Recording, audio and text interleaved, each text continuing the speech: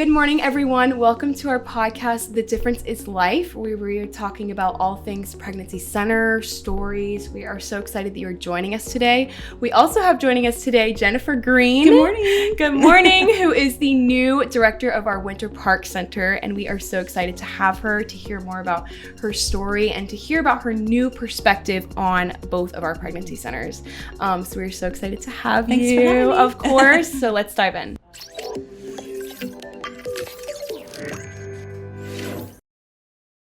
So for all of our listeners joining today, obviously they have maybe yet to meet you, to hear from you. So I'd love to just hear a little bit about you. So if you wouldn't mind just introducing yourself to our audience. Sure, no problem. I'm Jennifer Green, as you said. I am local here to the Sanford Lake Mary area. I'm a mom of two adult children. It's kind of hard to say that, a 20 and almost 23-year-old actually. Pretty outgoing person. Love the beach, outdoors, water skiing. I'm a dog person. Like to read, love ministry. So this kind of is a nice fit. Yeah, I love it. Tell our audience a little bit about your background before you came to the pregnancy center. Oh, I've actually quite a diverse background. Do you mean in ministry, or ministry, or do you want it in everything career wise? Ministry wise, actually really diverse. I always laugh when people ask me this question because the church I attend, my brother-in-law is the pastor. So when you're related to the pastor, we're all kind of the substitute teachers. If they need somebody to fill in, it's us. So now I've done everything. I kind of got my start probably in children's ministry when my kids were little, being a teacher for many years. And then as they grew, I entered into youth ministry, did that for a long time. I currently sit on a prayer team, which has really changed my life and my perspective personally, not just what it does for the people that you're praying for. I have founded the women's conference at my church, or I organize it and host it and all the things. So that's one of the big things I'm actually currently working on. But yeah, it's just always something, just keeping my hand in whatever we can do to grow the kingdom. Yeah, that's so awesome. And have you always been pro-life? Would you ever consider yourself have always been pro-life? Yes. I would say, though, especially now that I'm in this lane, that it's opened my eyes to how narrow my mindset was probably in my 20s, because I've been a believer a really long time. I was saved when I was little. So, and taught that, the Bible is cover to cover. You don't change it. You don't add to it. So the pro-life can be that controversial component in your 20s where people are asking you, but what about this? But what about that? And so I used to just kind of have to explain to them, I know that's hard. It's hard to think about someone who may be a rape victim or an incest victim, or even the mom's life is in jeopardy, just that I had to trust God. But it didn't change my mind on pro-life. That's so good. That's awesome. And so what drew you to work here, or tell our audience a little bit about how you became the director here at the Pregnancy Center? Yeah, that's kind of a funny story. So I actually attend church with the executive director, Andrea, and her husband, Dave, and all their kids and their family. Aww. And so I've been praying about adding something. I have a job outside of here that I do. I'm a Christian life and leadership coach, but it's flexible. And so I was looking to add like that perfect compliment. And so she actually kind of heard me say one night at church that I was looking to add something, and the timing was right. And so we talked, I prayed, I think she prayed, and there was no stops. And so here I am. And here you are. Here I am. What would you say that you have found that makes the Pregnancy Center different from maybe other nonprofits or organizations that you've seen? Let me think about that. Makes the Pregnancy Center different. Yeah, I think you stumped me a little bit on that question. I have been here about 2 months. And so I have been taking time to just sit back and try to learn and understand like the culture in here and what these women who quite frankly are scared. One of the things that has been brought to my attention is that when the women enter into the door, I'm kind of thinking in real time, like seeing them walk through the door is like, they're coming in with so many voices in their heads and so many opinions. So while I can't necessarily speak to other external ministry, I do think this is unique because they're in a crisis. They don't know what to do. They probably don't have any of the resources to support what they're going through, including sometimes a family or friends who can come alongside them and not just add to the noise. And so one of the things that I've seen here is that the centers do an amazing job at quieting the noise so they can think clearly and have kind of a clear perspective as to what they're dealing with. And it's big. It's big. So I hope that's okay. Yes. I love that we just provide like a safe space, kind of like what you're saying, just to be honest and vulnerable as they want and not prying any of emotions out of them, but just simply sitting and listening, which I love. And I believe is so unique here as opposed to other places that you visit. For sure. Yeah. So you've been here about 2 months. You've said that already. What would you say were some of your very first impressions of the pregnancy center? Oh, well, that can kind of build on what I just said. Yeah. When I first came here, I'd never been here and got to tour myself. My first impressions, it's going to sound shallow, but it's really not. It's from the design to the paint color to the aesthetics. When someone walks in, it's like immediately you feel peaceful, calm.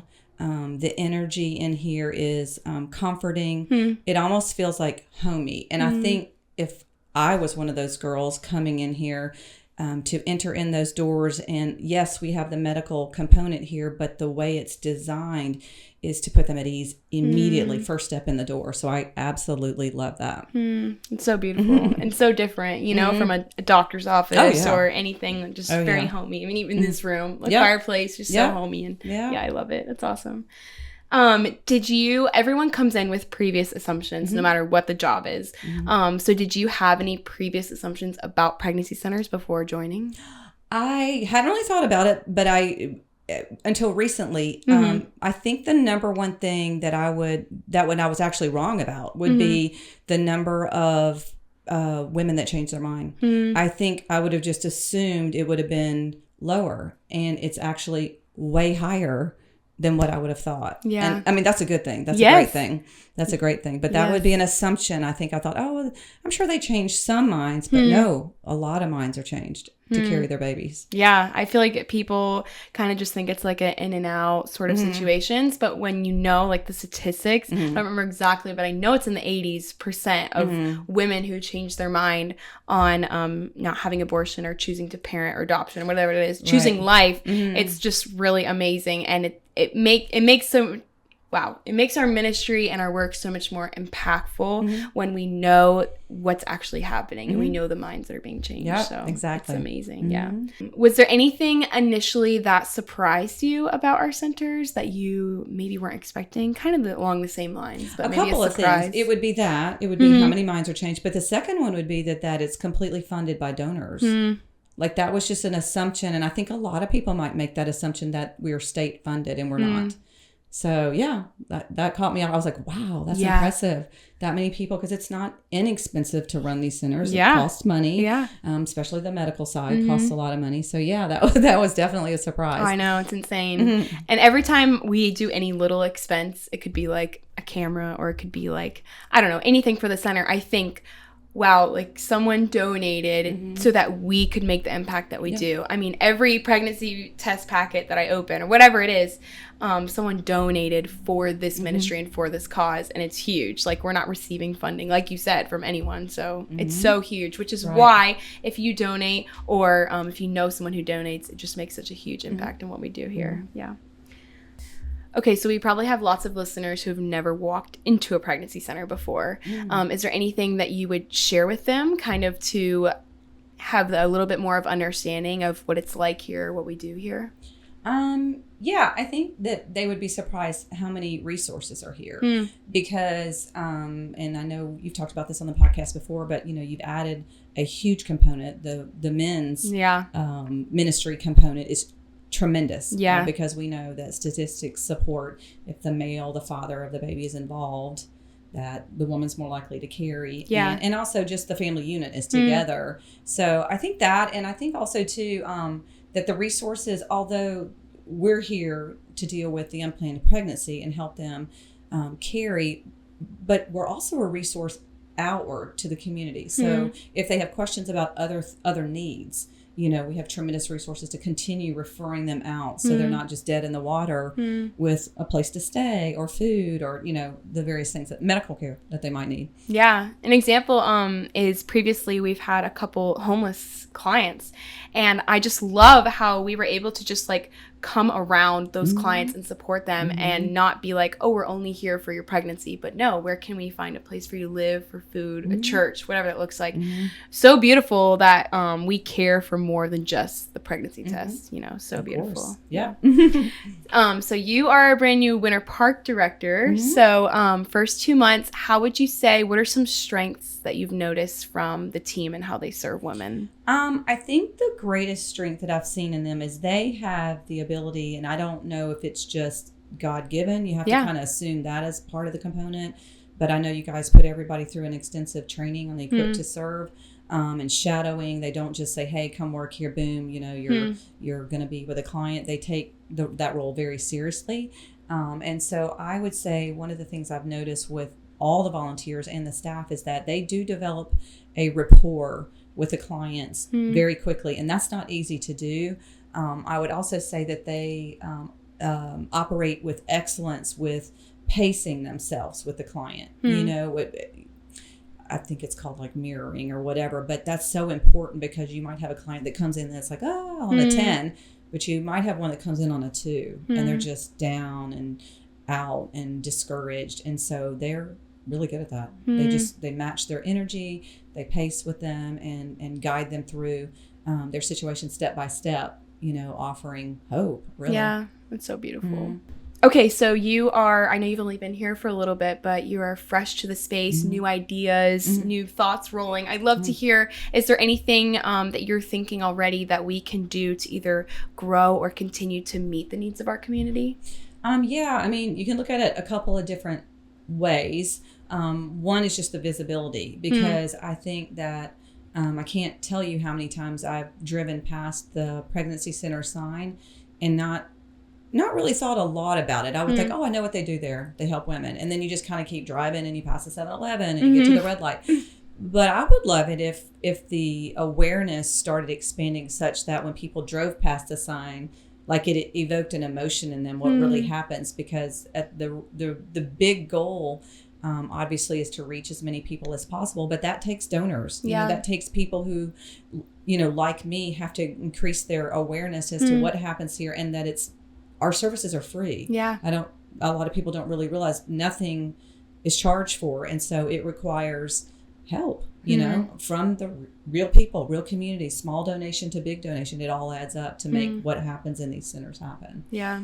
I've heard from multiple clients, they'll say, I've driven past this place so many times, I had no idea, I would be one of those people. Yeah. I mean, you have the basic concept. Yeah. But just like really what goes on behind, in the client rooms, I would say it's the most important space is what happens in the room. Everything else just supports that, Yeah. That's so good. Is there a moment so far on this short journey that has touched you and you've been like, this is where I'm supposed to be? I think the first time I really felt like a real heart check as to what happens in here was actually fairly quickly. It might have been week 1 or week 2. It was when I just was kind of watching people, and I went in with one of the volunteers to the rooms and had small pieces of information. So I'm going, never seen what they do. It may have been the first time I went and actually shadowed someone. And the young lady that came in kind of had a terrible situation. She was a victim of date rape. And so she found herself pregnant. But what I immediately noticed when I went into the room is you wouldn't know that. Like you wouldn't know. Her attitude was amazing. And so I watched the volunteer kind of go through, we have a little bit of a outline. They don't always stick one by one. They kind of flow with the client.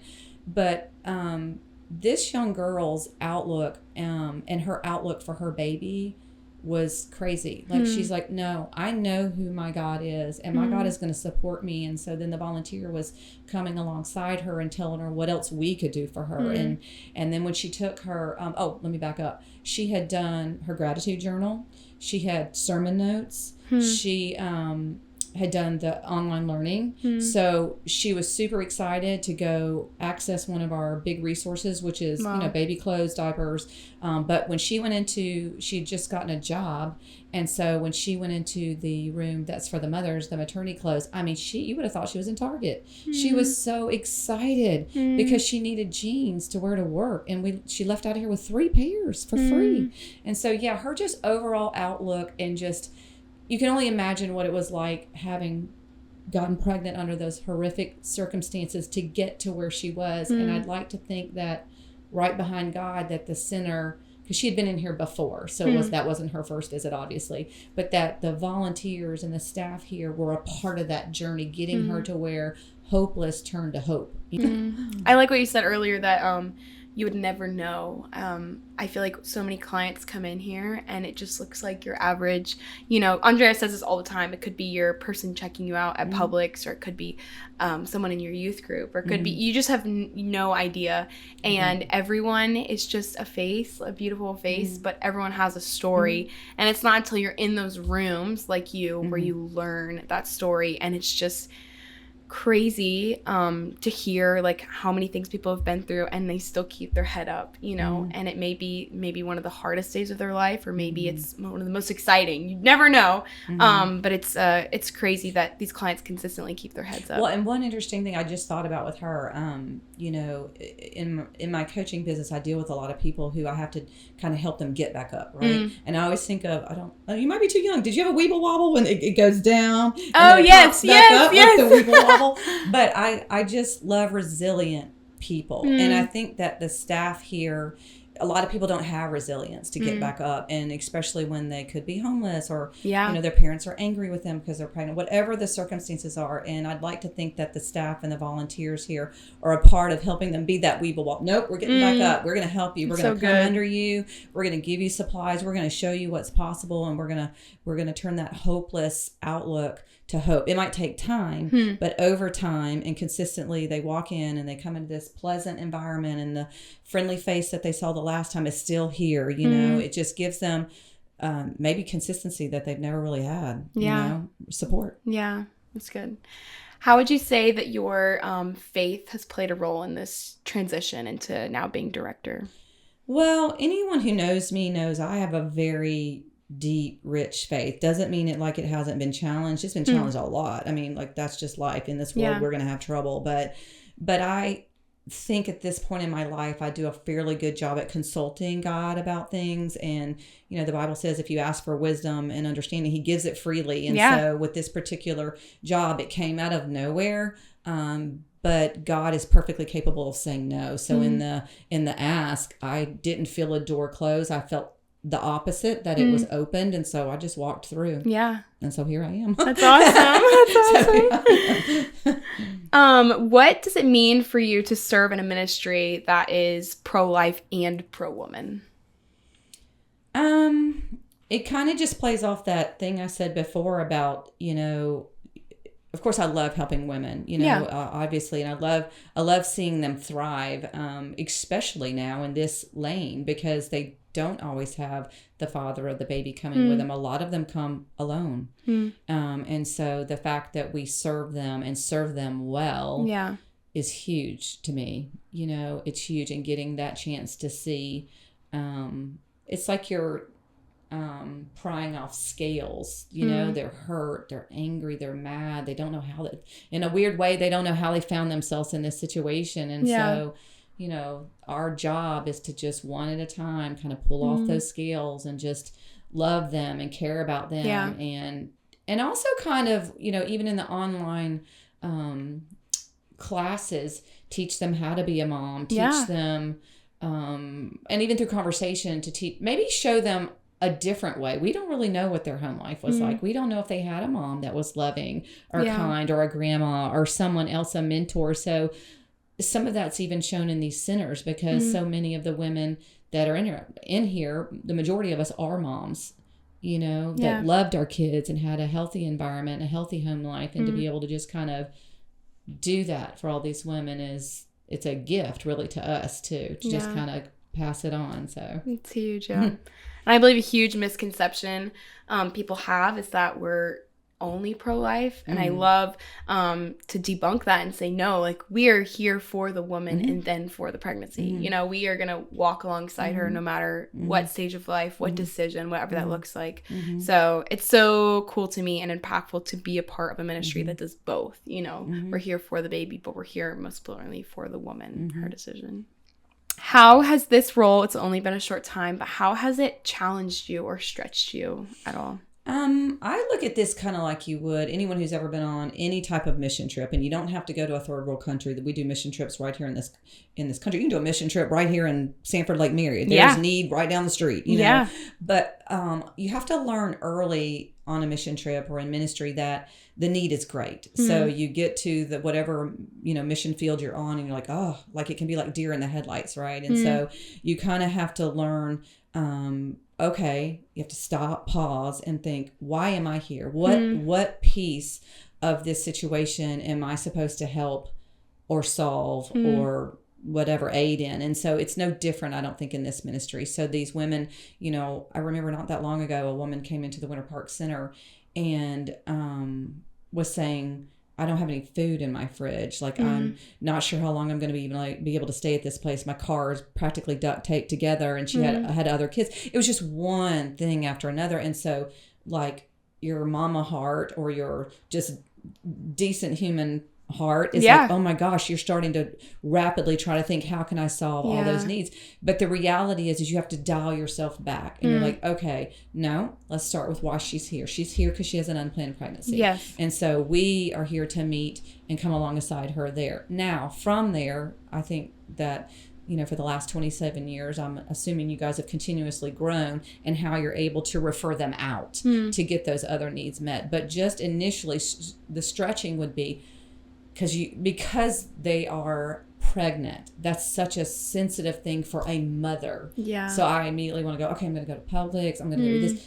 And you have, no, I can't do all those things. I have to stay focused on what we're supposed to do and then refer her out and let us all, let everyone kind of come together and step up and help her succeed, you know? Yeah, that's so good. So as you continue as director, what would you say you are most excited for or hopeful as you continue in this role? I think expansion. Honestly, you know, I know that they're looking to expand and open another center hopefully soon. You know, that's God will open that door when it's time. You know, it's kind of cool. This is not a competitive situation, meaning, you know, how many centers can we open? This is a need situation, and I love that they look at, okay, there's this geographical area that has a need, and so the preparation work for that sounds fun and interesting to be a part of, and just again, it's going to require growing more donors, getting the funding to do that. So just kind of being a part of the big picture, I think, you know, of reaching more girls. That feels really good inside to think about an unmet need in a new area. That's one. And just going back to what we talked about kind of in the beginning is that I just genuinely think people drive by this sign and they're just like, oh, that's sweet. Or they don't even know what we do here. Yeah. Or they might assume the worst, that it's an abortion center. And like, nope, that's not what we are. We're pro-life, you know, and we're here to educate the women on all their options so they genuinely know what they're looking at. But just kind of just to be a part of that big picture of expansion and awareness and visibility and Yeah. I know we talked about this a little bit earlier, but I just want to emphasize it. What role do our donors play in what we do every day here at the centers? But we can't do it without them. Yeah. I think it's just like, it's really that simple. Yeah. Like, if there's no donors, there's no center. Yeah. You know, and I think the other thing is that it, you know, I think if we could encourage any of our donors that are listening today, that they could really help us in asking other people, hey, guess where I'm a part of this ministry, and I'm so happy that I'm able to contribute here. Would you guys also be interested in doing that? Like, they can help us grow our framework of donors overnight, really. Yeah. That would be good. Yeah, we can't do it without them in a nutshell.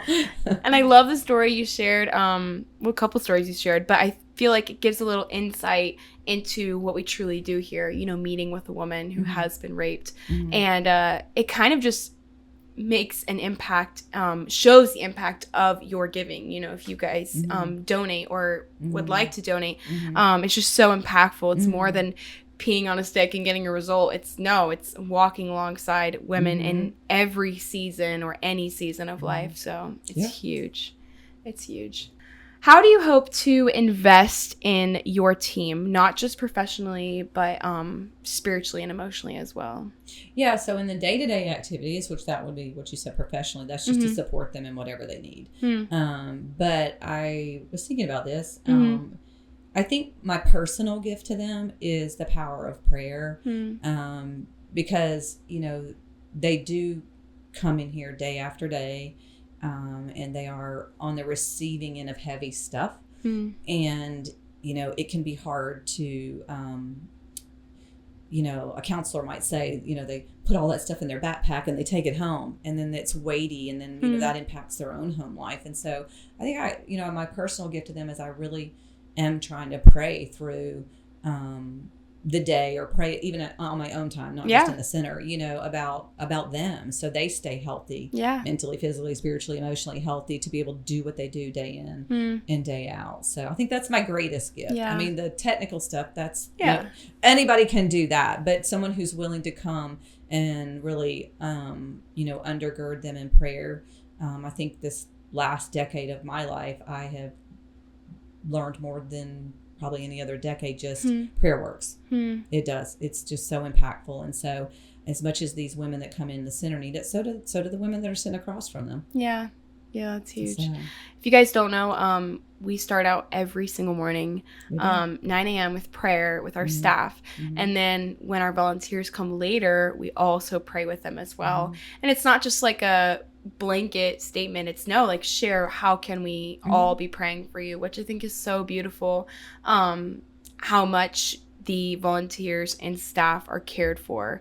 And I believe like you're such a beautiful addition to that already caring staff that we have, but just like listening, you know, and talking through things, or let's talk about that really rough, you know, conversation you may have just had, or whatever that looks like. So, or whatever they've got. Where you guys don't see is how close the staff is here. And so they get to share their own prayer requests, because, you know, they're coming here to work, but they also have real issues at home. And so it's just additional support for them. They support each other, you know, in prayer. And also there's the prayer text.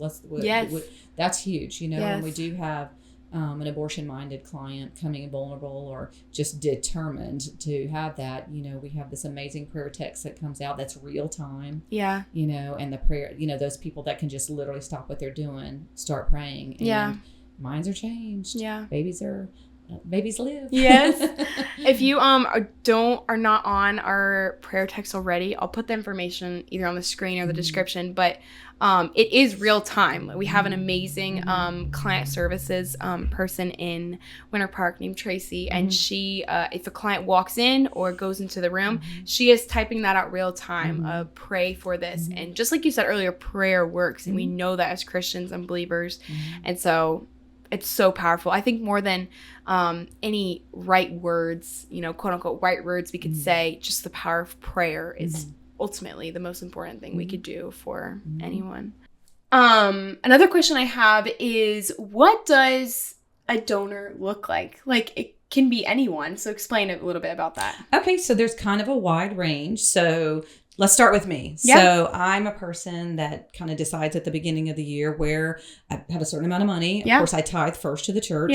And then, but after that, the money that I set aside to give, like, I'll give you an example. Like, I've donated to St. Jude's for years because I had a childhood friend that benefited from them, right? So I literally donate monthly to that. So we love, that's a reoccurring monthly gift. And we don't tell you how much. It can be small and it can be enormous. That's your decision. But that monthly reoccurring gift is beautiful. So that's just kind of on the individual level. It can be a one-time gift. It can be, hey, you know, I had some extra money this month. I am pro-life. I would like to really invest. I saw that podcast. I'd really like to invest. It can be a one-time gift. The other, I would say, parties are churches. So we have many churches who donate to us in an annual gift. They donate to us monthly, as well as supplies. So I would say that as well. But it also can be businesses. It really can be anywhere. So it can be a business, that you're like, you see this podcast and your own awareness is broad. You're like, hey, I want to be a part of that. And so, yes, you can do the same thing. You can set up a reoccurring gift monthly. You can give a one-time annual gift, or you can call us and talk to us about how you'd like to partner and help us. Yeah, that's huge. And some of which are very impactful, but the most fun gifts to donate, are the diapers or the clothes, which are so impactful. And I can't stress that enough.